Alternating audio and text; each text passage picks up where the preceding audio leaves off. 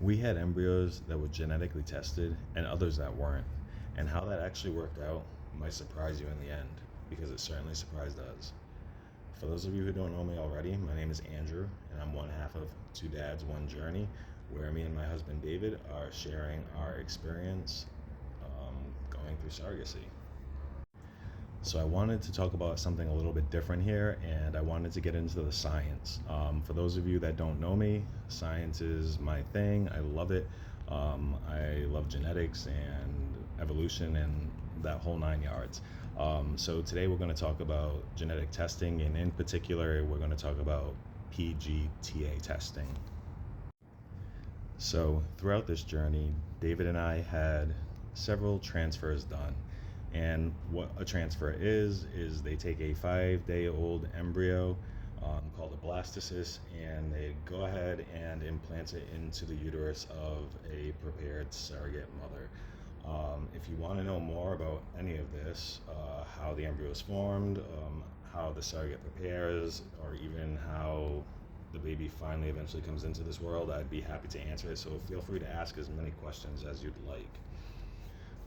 Ultimately, PGTA testing is used to basically increase your odds of getting an embryo that will implant and make it to a 9-month healthy, successful pregnancy. Now, this testing in particular was a huge jump in fertility science, and it absolutely does help in a lot of cases. And if you'd like to know what those cases are, please feel free to ask.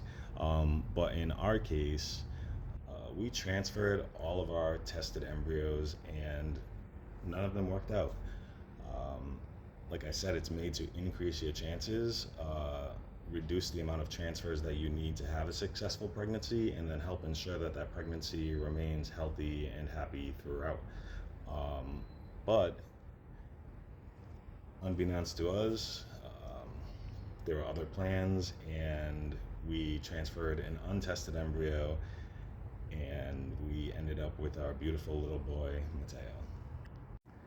So I'm not here to say whether PGTA testing is good or bad, because it's really a case-by-case basis. What I can tell you is that it does tell you a lot about the embryo and its health. It will also tell you a lot of kind of novel things that you didn't think you could find out this early along at just 5 days old. Basically, what I'm trying to say is that just because your embryos are PGTA tested doesn't mean that they're going to work. And at the end of the day, you may not need to spend that extra money having them tested. It's really up to you. It's your decision. And when it comes to IVF, nothing is for sure. And it's really a numbers game.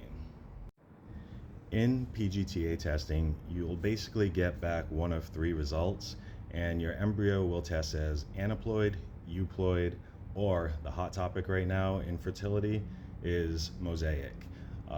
So I would like to discuss that more with you. Feel free to ask any questions, and I hope to talk to you all soon.